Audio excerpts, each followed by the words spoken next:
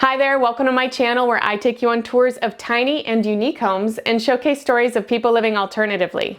In today's video, we're traveling to Florida to take a tour of the Orlando Lakefront tiny house community. We're gonna meet up with the owner who's gonna show us a few of their one-of-a-kind amenities. We're also gonna hear from the residents to see what it's actually like to live in the community, and we're gonna step inside a few of the adorable tiny homes that they have on the property. But this isn't the first tiny house village that we featured on this channel, so if you're interested in communities like this, make sure that you check out the playlist that we have linked in the description.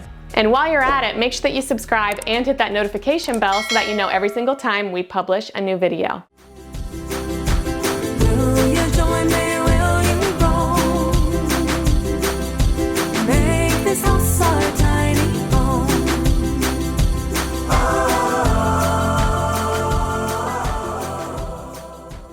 Welcome to Orlando Lakefront tiny house community. Come on and let me give you a tour.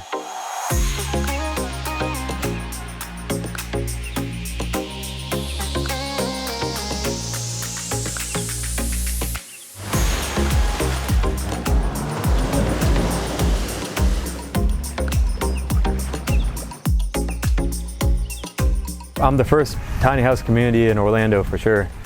There is 46 tiny house rental lots, and we have 14 of those are vacation rentals. And the rest of the community is ran kind of like an RV park. People bring their tiny house, they pay lot rent, and they can stay as long as they want, but it is a month-to-month contract. Most people are here probably 3 years. There has been residents that stay up to 13 years, I think is our longest resident. The age group is somewhere between 25 and 45, but it does vary. Any neighborhood I've lived in, I've always tried to make friends with my neighbors. This community, though, is amazing in a lot of ways. We have a lot of great residents. That's probably bigger than some communities I've lived in, but it's a small, tight-knit community. I don't think you could ask for better neighbors. I really don't. The community was the unexpected bonus of this place. We've only been here a year, but I'd venture to say they're more like family than friends already. Just a really great place to live.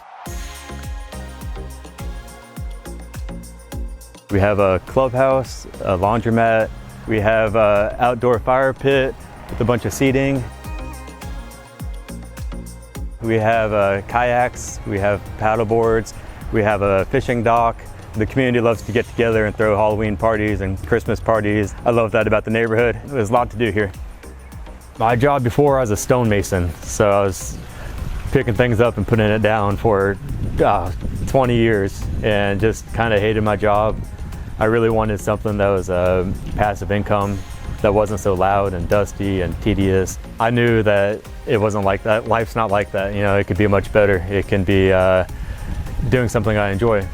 I enjoy using my hands and working with the land and the community, and it's a lot more rewarding than going to work and doing a 9-to-5 and having, you know, a stressful job like that. I got the park in 2009. It started out as a ran down trailer park in the 50s, and I got it pretty much in that condition. I wanted to make it as nice as I possibly could, and just thinking of ideas, and I thought of the first tiny house ever, which I did not. A few days later, someone called me asking if they can bring a tiny house over to the neighborhood. I sat down, talked to the county.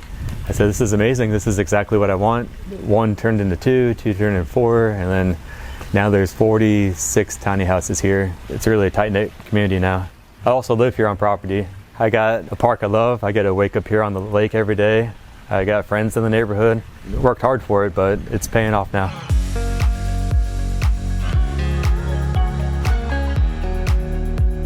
Orlando Lakefront is located about 3 miles from downtown. It's in the heart of College Park. We're here on beautiful Lake Fairview. It's a bird sanctuary. We got a boat that's coming in right now. It's a rental for the residents or the guests, either way. We try to keep it really active and outside nature. Most people, that's what they want. They want to be outside. They don't want to be in one of the tiny homes all the time.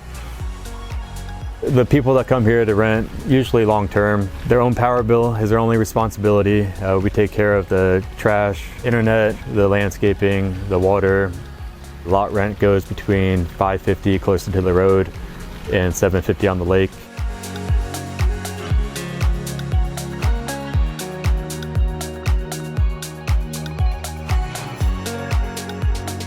There's probably 3 or 4 people that maintain the garden here in the community. I'm Constance Blackland Lee, and I am an Orlando permaculturalist. This is a community garden, but principally I sort of like to manage the garden, but I don't decide everything I grow. I get requests to grow. Like Adam likes carrots. I tried to grow carrots once, but we had a rodent problem and they dug them up and ate them. So I grow tomatoes, and when they want tomatoes, they come get them. I grow collard greens. Here, smell this. This is garlic chives. The neighbors just come and they just cut it off like this, and they put it in their salads. I am a Floridian, born and raised in Orlando. I like the fact that I get to be by the lake, and I like the fact that it's close to the house.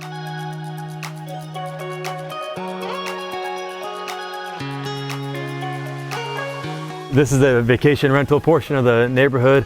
There's 14 tiny homes. We try to make them all unique. I had a lady in here and she said, hey, can I Airbnb my tiny house? She ended up just doing it, and it went on for like 2 years. She had to relocate the house, and I was asking her, you know, what goes into it and what it is really. Found out it's a good business strategy, and I can make the houses on the lake exactly how I want them to look. So I kind of have like the picture I'm looking for with the tiny houses.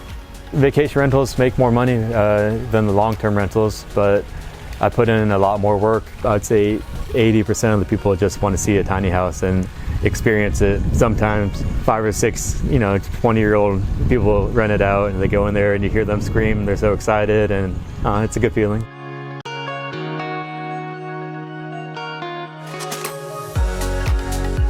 The view, that's the most popular house we have. It's got the big wraparound deck. It's pretty sharp inside, unique.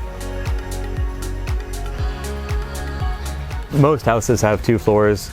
There's about 3 or 4 vacation rentals that have a downstairs. I know everybody can't handle the ladders and make it upstairs.